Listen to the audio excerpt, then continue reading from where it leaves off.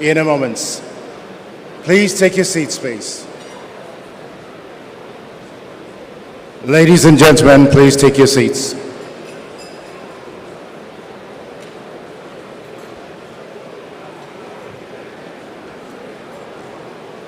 We seem to have a lot of activity going on.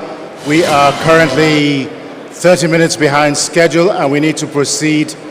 Kindly take a seat so the proceedings can begin. Thank you very much for your cooperation.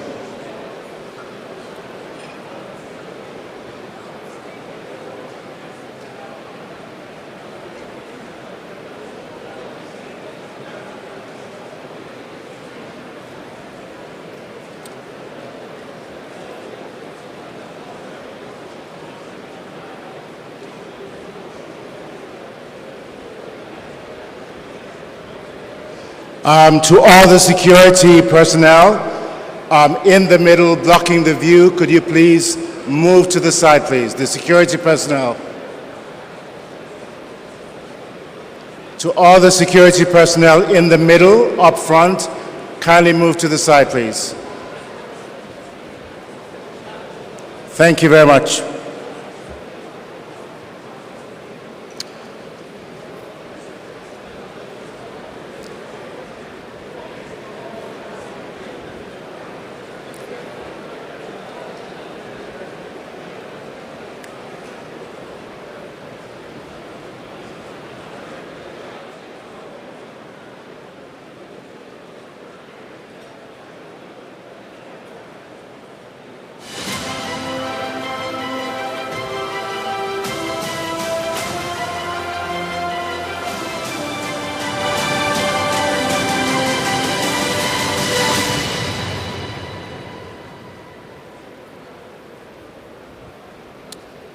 Good afternoon, distinguished ladies and gentlemen.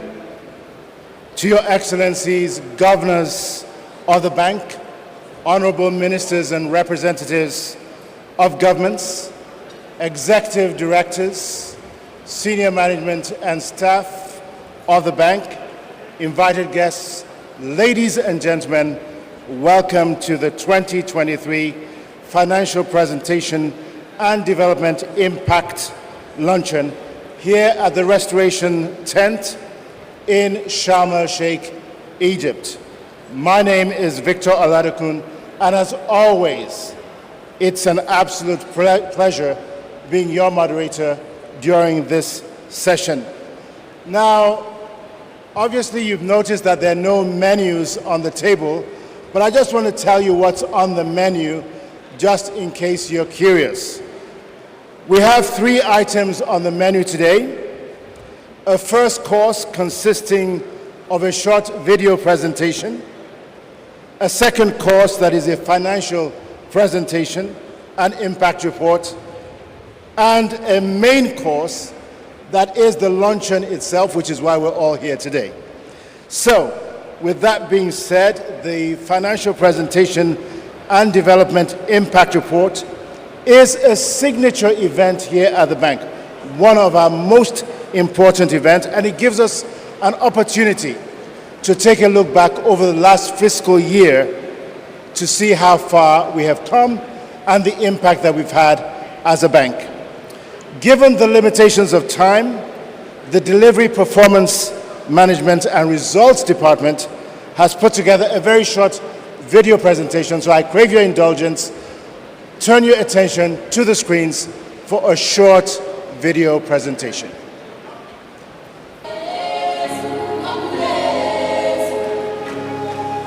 Over the past year, Africa's recovery from the COVID pandemic has been put to the test by overlapping crises, but the continent has risen strong to face these challenges, working to become more resilient and self-sustaining than ever. At the African Development Bank, we are proud to have helped nurture this resilience, providing fast responses to hardships and planting the seeds for a strong recovery. For example, our resilience program in the Sahel is improving living conditions, nutrition security, and climate change readiness for more than 1 million people in vulnerable communities, such as fish farmers and agro-pastoralists across 6 countries in the region. ultimately building a more equitable, integrated, and productive future for more than 5.5 million African people. The energy projects we support in Egypt are also promoting local resilience, creating stronger, greener infrastructure that will power the economy and help free up much-needed resources for other critical areas like healthcare and social safety nets, building paths out of poverty. And we know these outcomes are real because we track our impact. Take our energy investments in Cameroon, for example. In the past 10 years, along with contributions from other development partners, they have helped over 5 million households gain access to electricity, paving the way for outstanding social progress across many dimensions, such as the 43% increase in youth employment in Bamenda. And these are only 3 of the over 5,200 projects we have invested in across the continent since 1967. Despite the challenging operating environment, 2022 saw bank investments exceeding $8 billion, including $1.5 billion towards an emergency response facility to ease the food crisis affecting the continent. The rise of the bank's status from 4th to 1st position within the Aid Transparency Index recognizes our commitment to transparent reporting on our work in the field and our continued contribution towards a prosperous and sustainable future for Africa. To learn more about our work and impact, see this year's edition of the Annual Development Effectiveness Review.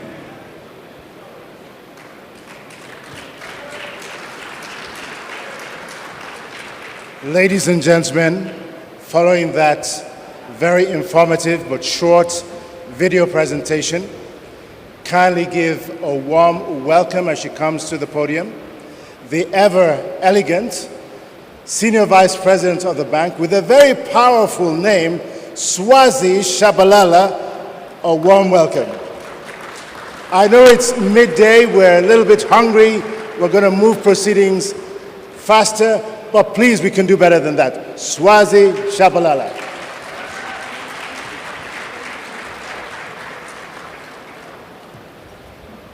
Good afternoon and welcome to all of you honorable governors, President Adesina, distinguished guests, honorable ministers, and bank colleagues, bienvenue.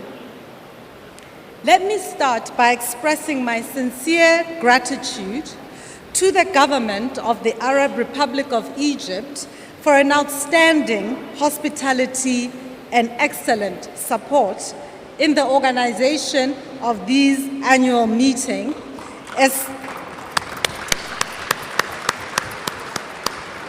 especially to His Excellency Mr. Hassan Abdallah, Governor of the Central Bank of Egypt and the bank's acting governor.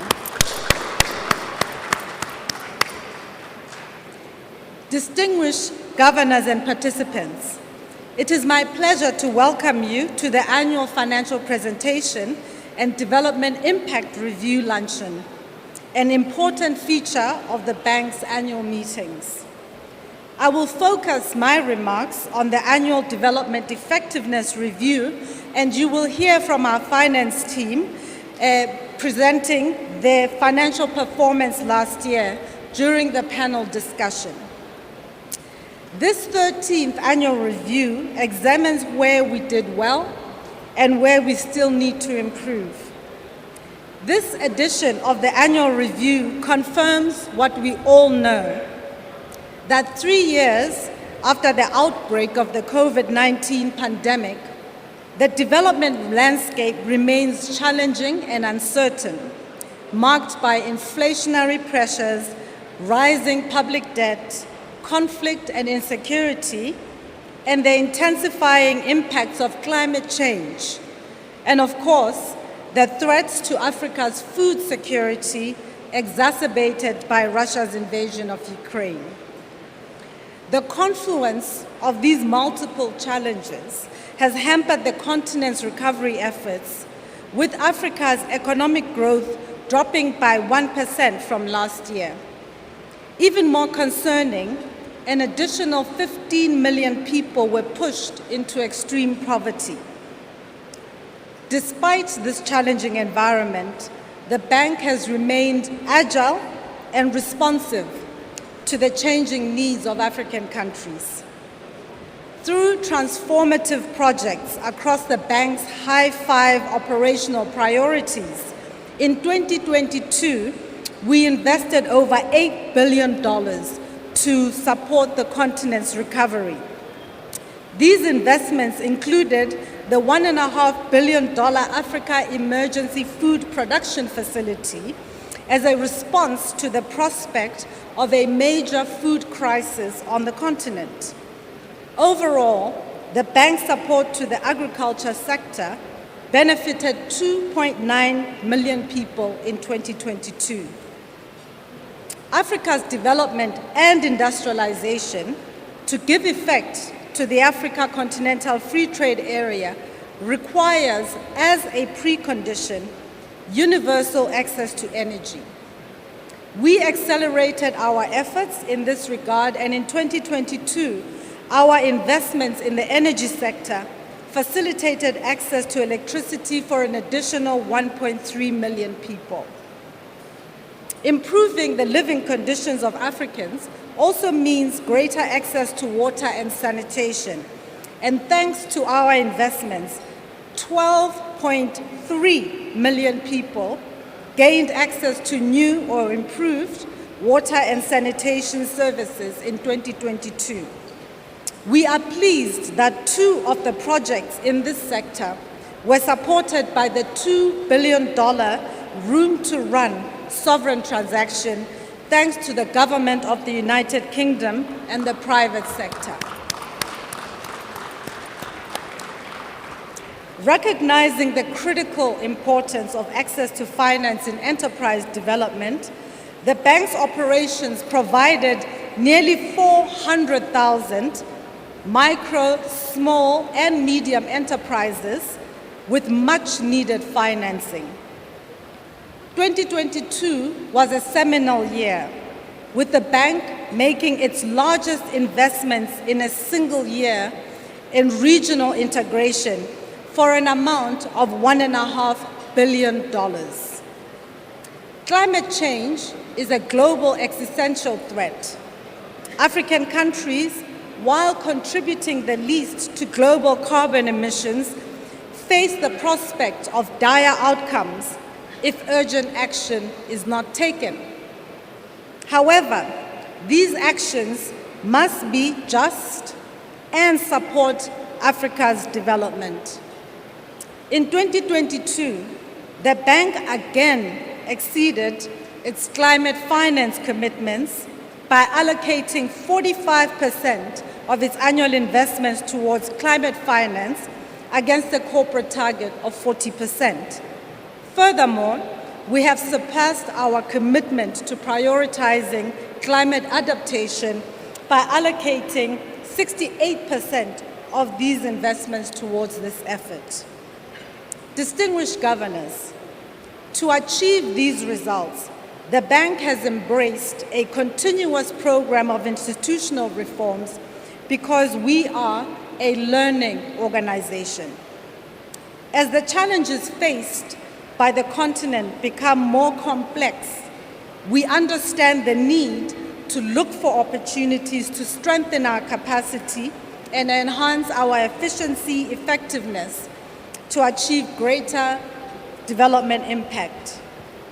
First of all, we recognize that the staff of the bank is its best asset. To continue delivering sustainable solutions for Africa, we need to recruit the best and the brightest, passionate and devoted to Africa's development. We are now embedding many of our recent policy changes in human resources to ensure that we deploy the best talent we can as close as possible to our clients, public and private. In fact, steady progress has been made in moving closer to our clients, with most of our sector experts operating from regional and country offices, and 70%, or over 70% of our operations managed in decentralized offices. At the corporate level, our commitment to transparency and accountability received global recognition. The bank was ranked as the most transparent development organization among 50 other global development institutions by Publish What You Fund. This recognition is important in reaffirming our privileged position in the continent, and one that we can leverage to mobilize vital resources for Africa's development. During this challenging period, the bank maintained its AAA rating, supporting our ability to innovate in resource mobilization as we endeavor to be Africa's solutions bank. We believe that our successes in resource mobilization, including the recent 16th replenishment of the African Development Fund, the largest in its history, reflects the trust that I believe the bank has earned over the years. We are committed to being worthy of this trust, especially as all MDBs today are being asked to make reality the call of billions to trillions made years ago, so that it does not disappear into the mists of history at a time of such need. Our actions as Africa's premier development institutions are consequential and more urgent than ever. We stand before you today and this whole week to share what we have done, how well we have done it, and what more we need to do. We do so with humility because we understand that alone our mandate is unachievable, but together there is nothing that we cannot achieve. Thank you, and I hope that you will find the panel discussion interesting and that you will leave here filled with hope as I am. Now I can yield the floor to today's moderator, the very capable Dr. Victor Oladakan. Thank you, merci beaucoup, shukran.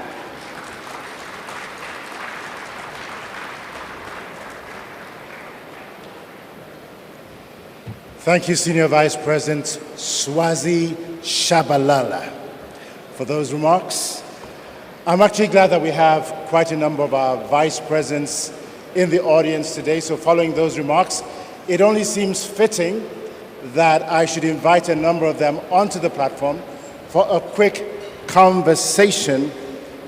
So join me in welcoming as they come up to the platform, Solomon Quainer, the Vice President, Private Sector, Infrastructure and Industrialization.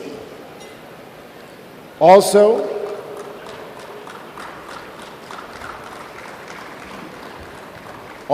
Kevin Kariuki, Vice President, Power, Energy, Climate and Green Growth. Beth Dumford, Vice President, Agriculture, Human and Social Development. Marie-Laure Akinolugbade, Vice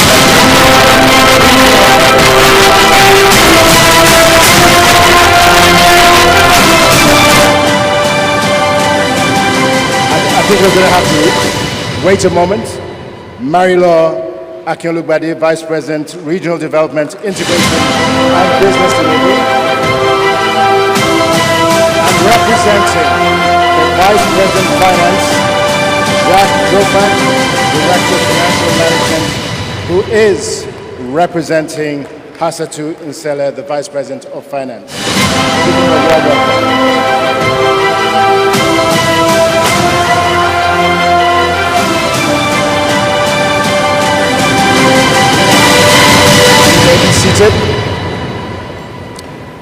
You may be seated.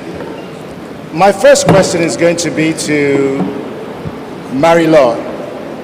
As we've heard during most of our sessions here, during the plenaries and the meetings with governors, what we do know is that multiple crises, particularly over the last 3 years, have left a number of African countries in a very vulnerable situation, some of them very, very severely. What is the bank's response to its member countries who find themselves in this situation?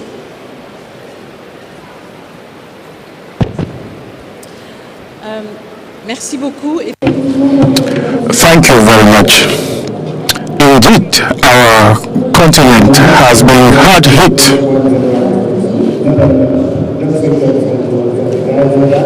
If you could turn up the volume, that would be great. Thank you. We can't hear. On You good? n'entend pas bien. Non, je disais que le continent. As I was saying, the continent has been hard hit by a variety of crises. The senior vice president did talk about this. Despite those crises, we should acknowledge that the continent has displayed remarkable resilience with positive real growth rates, and this has been quite a tremendous feat. The African Development Bank Group has done what we know to do best, and it is to mobilize significant financing, but also to provide technical assistance, capacity building, and has also played its role, advocacy role, to ensure that the voice of the continent in this respect is heard. And it has also been able to mobilize considerable partnership, including in knowledge development, so as to get common solutions to all those issues. In the area of mobilization, finance mobilization, as has been said, in 2022, we actually scaled up our activities, and we have approvals increasing 37% relative to 2021. And in this percentage of approvals, let me mention three main points. First, we increased the headroom for financing investment projects because we are good, and we have been so good, in addressing the health crisis. We were able to step in when there was the food crisis, and I know Beth will be speaking to this. But especially, we continued to invest in the bank's high fives, without which the resilience and capacity to produce wealth and eradicate poverty would not have been possible. We also continued to work on regional integration. As has been said, more than 30% of approvals were in cross-border projects. We also scaled up approvals for private sector operations with a twofold increase of approvals relative to 2021. So while we are addressing the crisis, we are keeping the momentum in terms of implementing transformational projects for our countries. Thank you. You have to make a request of the technical team to my right. There's quite a distance between where we are and the guests at the bank. This is almost the length of a football field, and therefore very difficult for our guests in the bank to see who's on the platform. So if you could project the panelists onto the screen for better visibility, that would be much appreciated. I'm going to quickly jump to Jacques. You're on the financial hot seat, as it were. As Mary-Laure has said, and as we've talked about during these sessions, 2022 was a very challenging year. Globally, not just for the bank. High volatile markets, rising inflation and interest rates, the negative impact of credit downgrades on many African countries. So my question to you is, how has the bank been able to weather the storm, and what has the impact been on the bank's capital, its net income, and its funding programs in the midst of all of these challenges? Merci beaucoup pour cette question. I thank you very much for your question. And to answer your question, let me highlight the strength of the bank with respect to its financial solidity. As you are aware, the bank came under pressure in 2022 with the multifaceted crisis, the COVID-19 crisis and the recent Ukraine crisis. And all those crises really had an impact on the capital markets volatility. But despite this very difficult backdrop, the African Development Bank was able to maintain its AAA rating, as evidenced by what the leading rating agencies demonstrated, Moody's, Fitch, and S&P. So those rating agencies deemed that the bank's financial solidity is rated excellent. This is one of the criteria.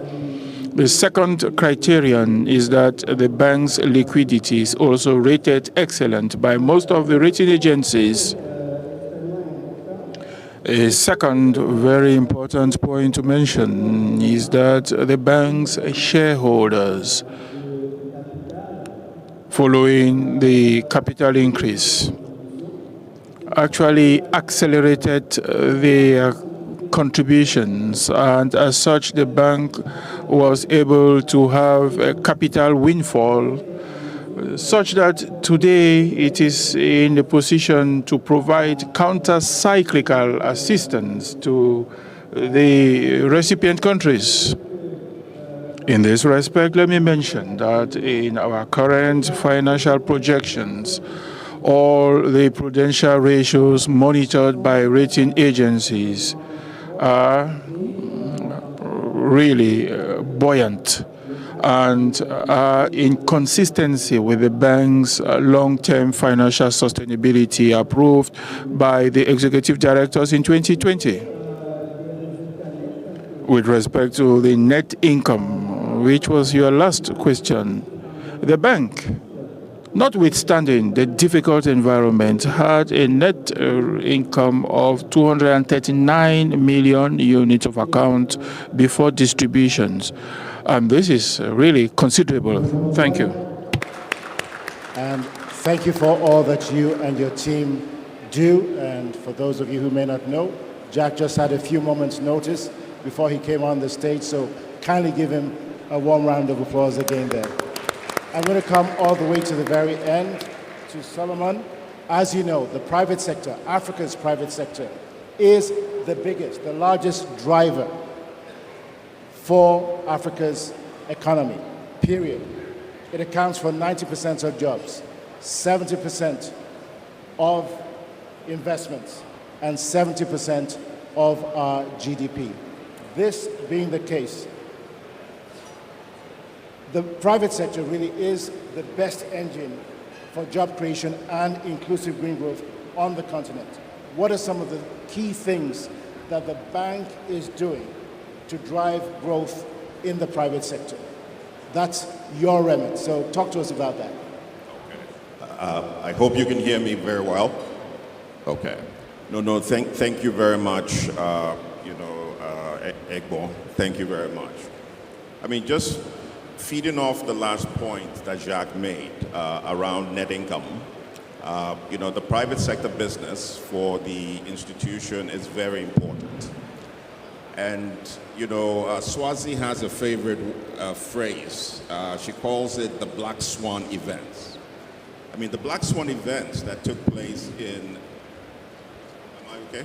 Yeah, the Black Swan events that started in 2020 led to a situation where we were not doing as much private sector investments as we would like to do.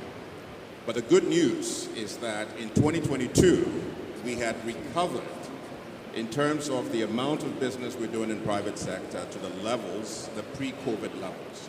So I think this is the key message that I'd like to give, and it's thanks really to us working together as one bank to deliver.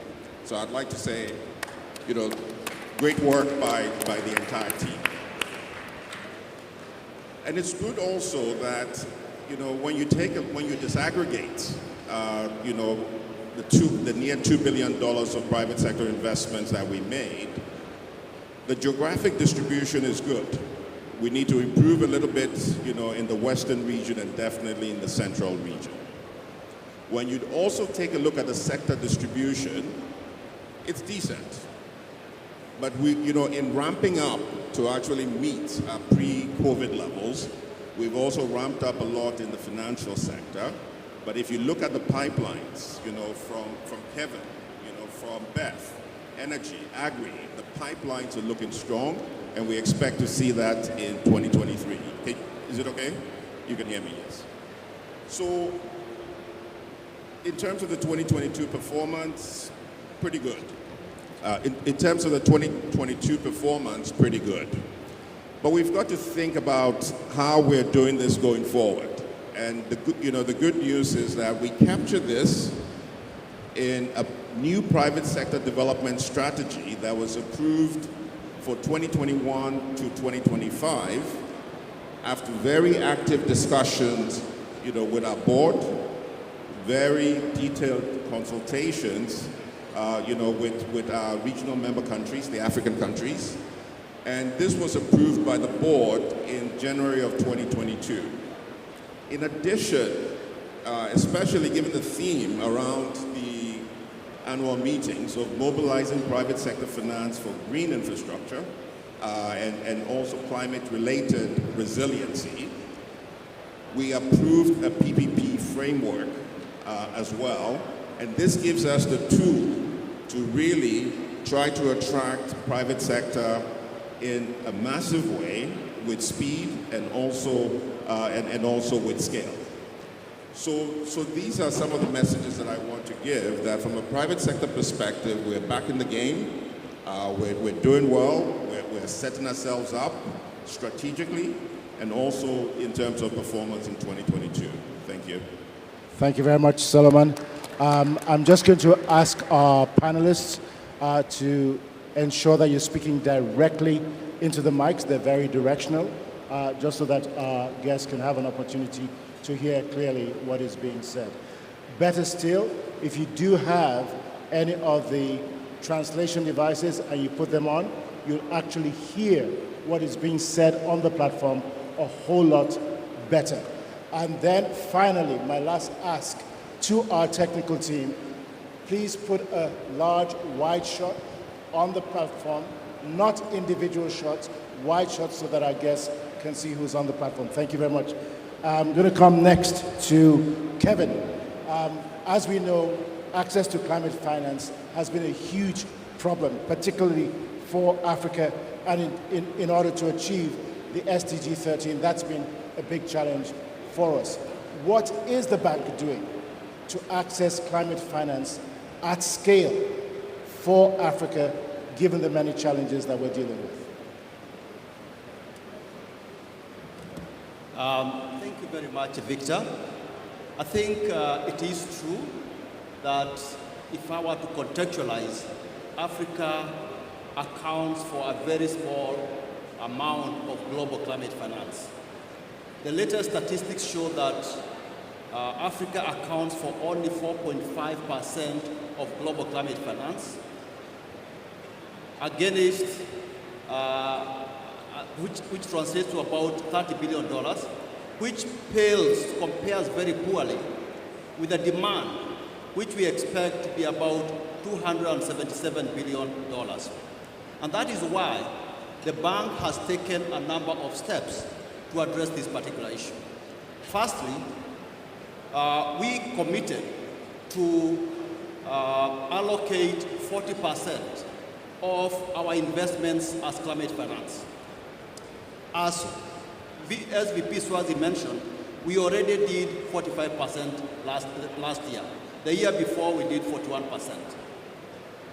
Secondly, beyond that threshold, we also came up with efforts to mobilize $25 billion of climate finance between up to 2025. And then what we've done is that was not even enough. What we've done is that we went forward and came up with a Global Center on Adaptation and came up with the Africa Adaptation Acceleration Program with a view to raising another $25 billion as adaptation finance. So in total, we are hoping to be able to raise $37.5 billion of climate finance by 2025. But then, even looking more, we said this is not enough. And what we did as part of our 2020, as part of our climate change and green growth strategy, we saw that is not enough, and we seek to increase Africa's access to climate finance from the 3% that was applicable 2 years ago to 10% by 2030. But then we didn't stop on our routes still. Last year, most of you will also be aware that we established the Climate Action Window, which aims to mobilize up to between $4 and $13 billion. Already, we have already received commitments of $429 million from the UK, from Germany, from the Netherlands, and from the Switzerland. And we are truly, truly grateful as far as that is concerned. And lastly, during these annual meetings, we have received fairly positive indications that there are a number of other countries that are actively considering committing towards the climate action window as well. So we are also grateful to them in advance. Thank you. Thank you very much, Kevin. Really appreciate it. To all of our panelists, I know there's a ton of things that you can talk about what's happening in your complexes and within the bank. But because we have a limited amount of time, I just want you to limit your responses to maximum, probably 120 seconds, 2 minutes at the most, so that our guests can soon begin eating. So is that a deal? Yeah. Wonderful. Since we're talking about food, I'm going to come to Beth. As you know, Africa has a food crisis. Can Africa avert an even worse crisis? And what is it that the bank is doing to help ensure that it's able to do so and also become much more food resilient?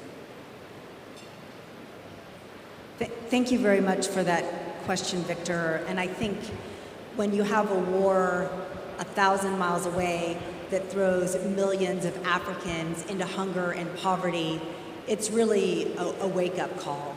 And with the leadership of President Adesina, together with His Excellency Macky Sall, in January, they called the Dakar 2 Summit, which was an extraordinary summit by any measure, with 37 heads of state and government attending, which was a call to action to support and reinvest in agriculture so Africa could feed itself. Well before Dakar 2 happened, the board approved a $1.5 billion African Emergency Food Response Facility. And this was approved in record time. Again, by the end of last year, the board had approved operations in 35 countries to really get improved seeds, climate-adapted seeds in the hands of farmers at scale, and also fertilizer. And again, this has scaled in record time, even beyond the figures that you saw earlier. It has reached 6.4 million farmers. It's also distributed over 400,000 metric tons of seed and 1.4 million metric tons of fertilizer. Again, getting these improved climate-adapted inputs in the hands of farmers is really helping to provide the groundwork that we need to help Africa feed itself and then feed the world. However, even with the most innovative climate-adaptive technologies at scale, we do know that weather-related shocks are becoming more frequent, more severe, more unpredictable, and that it's very important to help countries and populations manage through these shocks. Governments are spending millions to help their population, and what we're doing through our disaster risk financing mechanism is helping countries buy risk insurance so that when a drought or a shock occurs, they can get a payout. And $14 million. So this is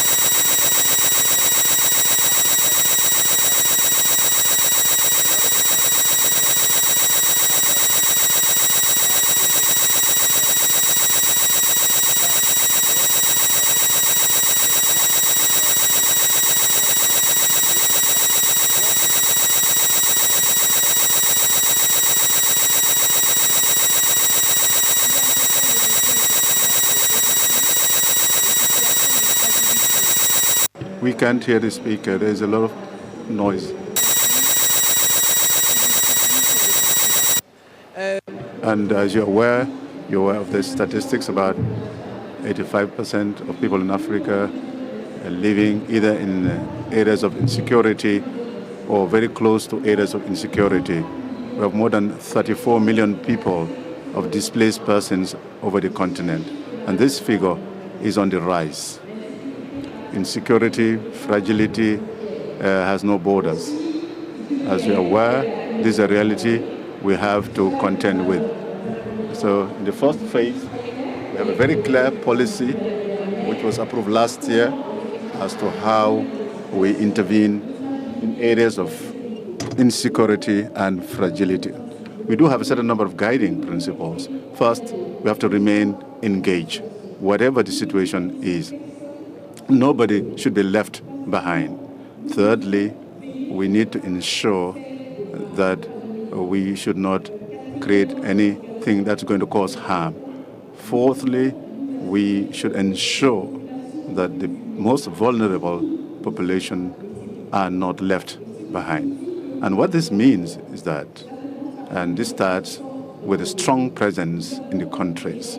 We do have field offices, country offices in 16 out of the 25 countries which are considered to be fragile. We have more than 200 staff out in the field, and we're asking them to ensure that we work in partnership with several stakeholders around the nexus: peace, security, development, investment, growth. And we have seen that with these new partnerships, we have leverage. We work with the African Union, and it is in this context with the African Union that the bank was able to support the peace process between Ethiopia and the rebellion in the Tigray region. And we are getting involved most at the preventive stage. And when conflicts emerge, we have the possibility to intervene in the most remote areas through the delegation of task and responsibility. We do work mainly with the civil society. I'm going to come to Kevin next. When we launched the New Deal on Energy a number of years ago, we talked about 600 million Africans being without access to electricity. Today, we're still talking about 600 million Africans still not having access. Help us understand why that is the case and what it is, or when it is that you think Africa will achieve universal access, particularly by 2030. In this case, the challenge is absolute terms. In absolute terms, we may appear not to have met or made any progress. However, as President Adesina mentioned yesterday, Africa has seen increase in access from 43% when we did the New Deal on Energy to 56% currently. But having said that, so it's the issue is population growth is masking the progress that we have made as far as increased access is concerned. However, the COVID-19 caused 30 million people to lose access to electricity because they simply could not afford it on account of the different levels of economic slowdown that resulted. That's number. But having said that, if you look at what the bank is doing, since the New Deal on Energy, we have been able to connect 20 million people with the first time access to electricity. And that is why countries such as Kenya and Rwanda have increased their access to over 75% and 61% respectively. In addition, and cognizant that we need to achieve Sustainable Development Goal on energy by 2030, we are doubling down on programs that will accelerate and reduce by focusing on the countries that have the greatest deficit on electricity. Here we have examples of Nigeria, DRC, and Ethiopia. But most importantly, you'll be pleased to note that the Desert to Power project, which is our flagship project, and we are implementing, will be able to connect 250 million people by 2030. Thank you. Okay. Thank you very much. Permit me, therefore, to come to, I think the natural progression would be to come to Solomon next. Kevin just mentioned the need to scale up financing to adapt Africa's economies to climate change and what the bank is doing in that regard. But there is also a growing call to green Africa's infrastructure. Share with us what the Alliance for Green Infrastructure in Africa is all about and what the intended purpose is. Again, let's keep it brief because we're going to end this session very, very quickly or very soon so that our guests can dig in. Let's keep our responses very short. So thank you very much, Victor. I mean, when you're innovating, you don't always get it right the first time. So as we received the challenge from President Adesina to innovate around how we can, with scale and speed, bring transformational green infrastructure into play in Africa, we started off by compiling all our different projects and saying that this is it, especially using the Baobab example. But the president said no. The Baobab example is about really a challenge that needs everybody to bring their hands together in a complementary way to achieve something that we're not able to achieve on our own.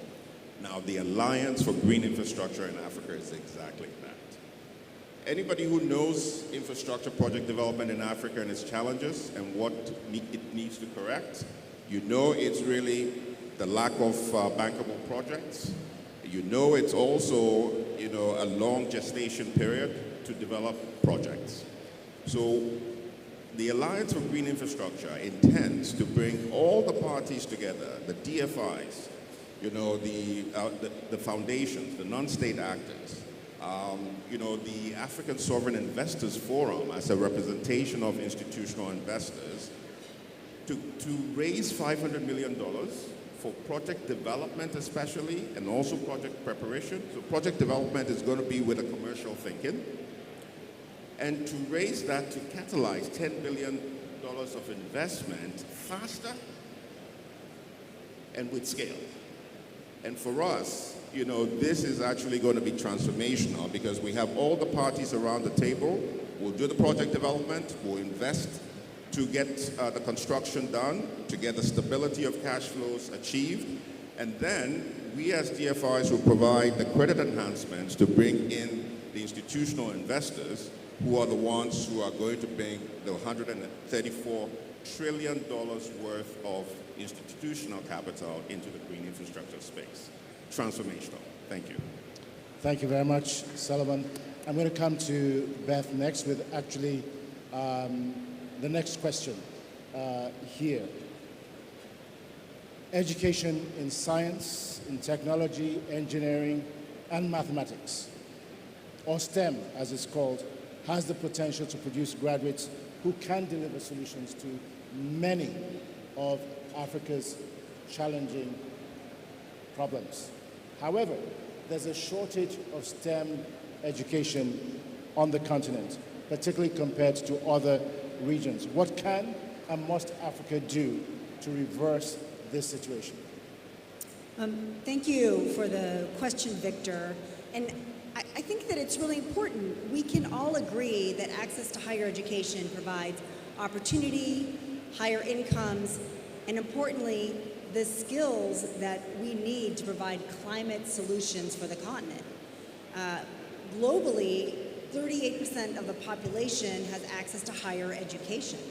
In North Africa, 36% of the population has access to higher education. In sub-Saharan Africa, it's 9%. Only 9% of the population have access to this education. And within that, again, the science, engineering, technology, mathematics doesn't have the right enough resources, the expertise, the facilities that are needed. So we are working to address this gap. Recently, a few weeks ago, I was in Namibia, where I was able to visit a state-of-the-art veterinary training hospital funded by the African Development Bank. And in this veterinary training hospital that brings in students from all over Southern Africa as a center of excellence, they're training the next generations of veterinarians, the next generation of animal scientists, animal specialists. Now, this is really important because the economy in Namibia is dependent upon livestock. Namibian beef is exported to China, the European Union, the United States, and again, these new vets that graduated last year, all of them are employed. Some of them set up shop for themselves, some of them went to work for government. But again, it's this type of skills and techniques that we need to bring in more higher education, also technical and vocational training that we're looking to scale up across the continent to help train another generation of leaders to solve the continent's problems and drive forward the economy. Thank you. Thank you very much. That's about all the time that we have on this session. It's been a great discussion, but I'm not about to let you off the hook yet. I'm going to give you, each one of you, starting with Solomon at the end, working your way all the back here. What is it? Because at the end of the day, the work that we do here at the bank is about making a difference in the lives of the 1.4 billion people here in Africa. What we do is more than a job. It's more than a title. So my question to you in 60 seconds, what is it that keeps you awake at night, and what are you most passionate about in the work that you do? Solomon, I'm going to start with you first. 60 seconds each. Yes, so what keeps me up awake is with all the things that we need to do for Africa to become well developed, to have the jobs that, our populations need. How can we really sometimes only prioritize because the needs are so great? So, this keeps me up, and this really is what keeps turning me around. But what motivates me the most is the youth, the dynamism of youth, the entrepreneurial of youth, and of course I have children. So I see this also in my children, and that is really what motivates me and gets me going. Thank you very much. David. Thank you. What keeps me awake is how can we eliminate energy poverty on the continent, and in particular, eliminate cooking with biomass and dung, which constitute about 80% of the cooking in Africa. So that's why for us, we are relentless in the pursuit of ensuring that every African has access to modern energy and affordable energy on the continent. Thank you. Beth. Thank you. I'm a mother of 3 beautiful children. And as a mother, and I think as a person, when you meet another mother who cannot feed their child, it's something that sticks with you. And having met many mothers early in my career, it's what's driven me. And under the President's leadership, really recognizing that we have the tools, the expertise, the knowledge here on the African continent, so that no mother should ever have to be in a situation like that. So that's what keeps me up at night.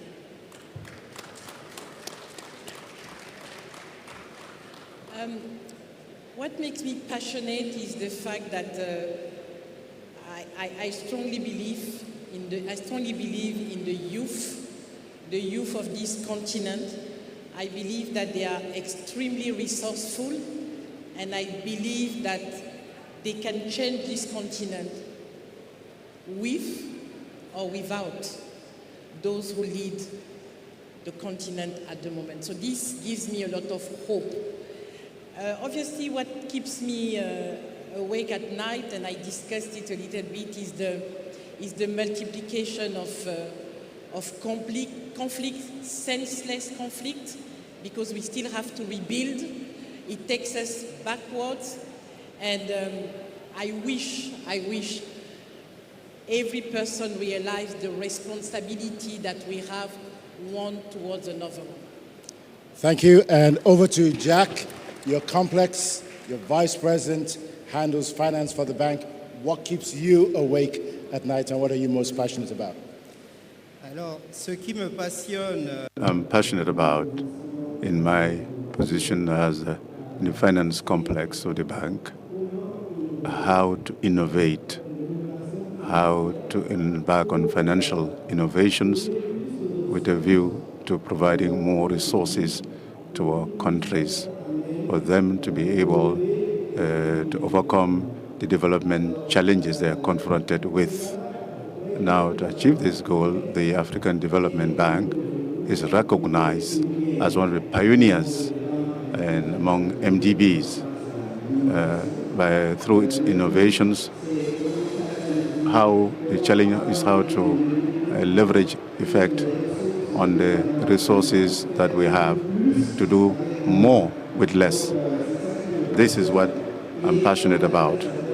And we have achieved some remarkable results. Let me just give an example. Currently, we're in the process. The African Development Fund will now go to the financial markets, mobilize private resources to have greater impact in development financing of our low-income countries. We're talking about $18 billion, additional $18 billion that could be raised in the next 10 years. Thank you. Thank you very much to Vice President Solomon Quainer, Kevin Kariuki, Beth Dunford, Marilaw Akin-Olugbade, and to our Director of Finance Management, Jacques Jofac. Thank you very much for adding value to this situation, to this session rather today, but also humanizing and putting in human terms the work that you do. Very much appreciated. Thank you very much to our governors, to the executive directors, and to all of our invited guests. We'd like to say a very big thank you for being with us here today. We will proceed now with the third item on our menu, which is the luncheon itself.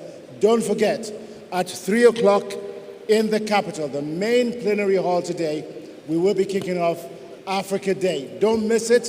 It's going to be an exciting experience. My name is Victor Ladukun, and it's been a wonderful pleasure being your moderator this afternoon. God bless you. Bon appetit.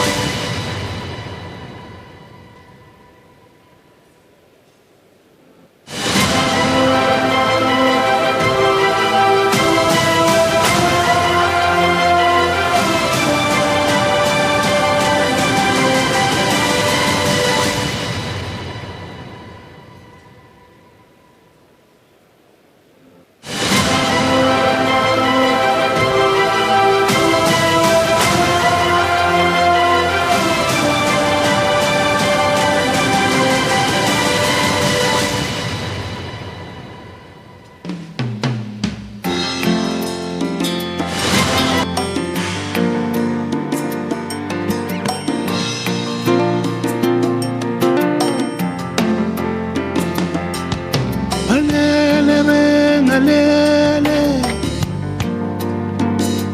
njalo balele bengadlanga abakwazi ukuthi bazudla njalo.